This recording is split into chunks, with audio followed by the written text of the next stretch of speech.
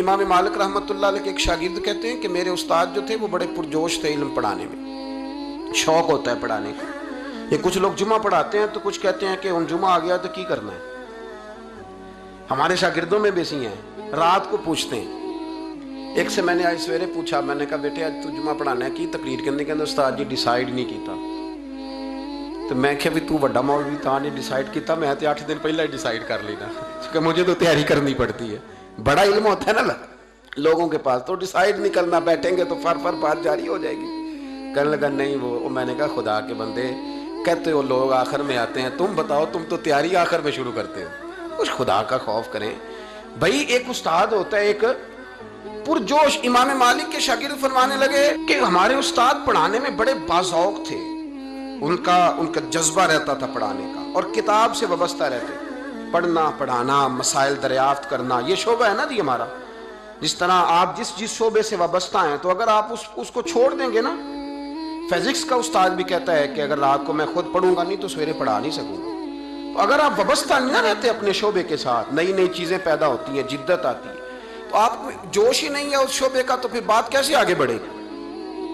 تو کہتے ہیں امام مالک بڑے جب بیمار ہو گئے شدید، تو شاگرد کہتے ہیں میں تیمارداری کرنے گیا، تو میں نے جب دیکھا تو مجھے چہرہ دیکھ کے سمجھ آئی کہ امام مالک کا آخری وقت ہے، بڑے کمزور ہو گئے، اور معدے میں اور پیٹ میں اتنی تکلیف تھی کہ انہیں دودھ پلایا جا رہا تھا چمچ کے ساتھ، پیالے کے ساتھ، صرف دودھ پی سکتے تھے، کمزور ہو گئے۔ فرماتے میں جا کے بیٹھا، زندگی میں کبھی ایسا نہیں ہوا تھا کہ میں جاؤں اور امام صاحب کسی دینی مسئلے پر مجھ پر گفتگو نہ کریں، لیکن آج میرے دل میں خیال تھا کہ اب تو اس وقت تو ہوش ہی نہیں رہتی کوئی آدمی، لیکن کہتے ہیں میں جا کے بیٹھا ہی تھا کہ امام صاحب نے آنکھیں کھولی، فرمایا ماشاءاللہ آپ آئے ہیں، چلو یار میں ابھی کو بندہ ہی تلاش کر رہا تھا، ایک مسئلے پہ بات کرنی تھی۔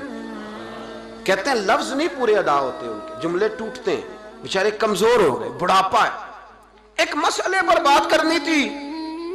تو فرماتے ہیں کہ میرا دل نہ اتنا نرم ہوا کہ میرے آنسو بہہ گئے۔ میں نے کہا اس حال میں بھی استاد جی آپ کو دین کی فکر ہے؟ کہنے لگے یار ایک آدمی نے مسئلہ پوچھا ہے تو اس کو حل کر کے دینا ہے، یہ رسول اللہ کا دین ہے، علماء کی ذمہ داری ہے آسان کر کے لوگوں تک پہنچائیں، ہر آدمی اس تک تو میں نے وہ دینا ہے، یہ میری وفا ہے اپنے مذہب کے ساتھ، آخری دم تک دینا۔ میں اپنی حیاتی تو قربان تھی وہاں، میری محمد بکیندے گزر گئی، یہ کرنا ہے کام، لوگوں کو آسان کر کے دین پہنچانا ہے۔ فرماتے ہیں کہ میں نے کہا استاد جی فرمائیں، کہنے لگے یار یہ حج کے موقع پر جو رمی جمار ہوتی ہے، جمرے کو شیطان کو کنکر مارے جاتے ہیں، پوچھنا یہ ہے کہ دونوں طرح سے سنت ہے، پیدل بھی مار سکتے ہیں سواری پہ بھی، تو یہ بتا کہ پیدل افضل ہے یا سواری پہ افضل ہے؟ تو کہتے ہیں میں نے کہا استاد جی میرا خیال ہے پیدل افضل ہے، لوگوں کو تکلیف کم ہوگی۔ تو کہنے لگے نہیں تو نے غلط کہا، کھانا نہیں کھایا جا رہا، لیکن اب استاد ہیں تو جوش کتنا ہے، فرمانے لگے تو نے غلط کہا۔ کہتے ہیں میں نے کہا پھر استاد جی سواری پہ افضل ہے اگر پیدل افضل نہیں؟ کہنے لگے نہیں تو نے پھر بھی غلط ہی کہا۔ کہتے ہیں میں نے کہا حضور دونوں طرح غلط ہے تو صحیح کیسے ہے؟ فرمانے لگے بیٹے اگر اس بڑھاپے میں بھی میں مسئلہ بتانے میں تیزی نہیں کرتا، تحقیق کرتا ہوں، تو نے جوانی میں تیزی کرنی شروع کر دی، سوچے ہی نہیں بات کو، فٹافٹ بیان کر دی کہ اگر یہ نہیں تو یہ، حکمت والا ہے کو سمجھنا پڑتا ہے، حکمت کے ساتھ پھیلتا ہے۔ کہتے میں نے کہا استاد جی حکم کریں پھر آپ بتائیں کیسے افضل ہے؟ فرمانے لگے مستحب ہے، اچھا عمل ہے کہ ایک شیطان کو کنکر مار کے تو دعا مانگی جائے، اور اتنی دیر مانگی جائے جتنی دیر میں انسان 20 آیات قرآن پاک کی پڑھ لیتا ہے، اور یہ مستحب عمل ہے، یعنی کرے تو ثواب ہے، نہ کرے تو گناہ نہیں۔ مستحب ہے کہ دوسرے کو کنکر مار کے پھر دعا مانگی جائے، تیسرے کو کنکر مار کے کھڑے نہیں ہونا، دعا مانگتے مانگتے چلے جائیں۔ تو فرمانے لگے مسئلہ سن، جس نے چونکہ مستحب ہے مانگے چاہے نہ مانگے، تو جس نے تو کنکر مار کے دعا مانگنی ہے نا، اس کے لیے افضل یہ ہے کہ وہ پیدل کنکر مارے، اور جس کا ارادہ دعا مانگنے کا نہیں نا، اس کے لیے افضل یہ ہے کہ وہ سواری پہ بیٹھ کے کنکر مارے، تو دونوں جہتیں بدل جائیں گی۔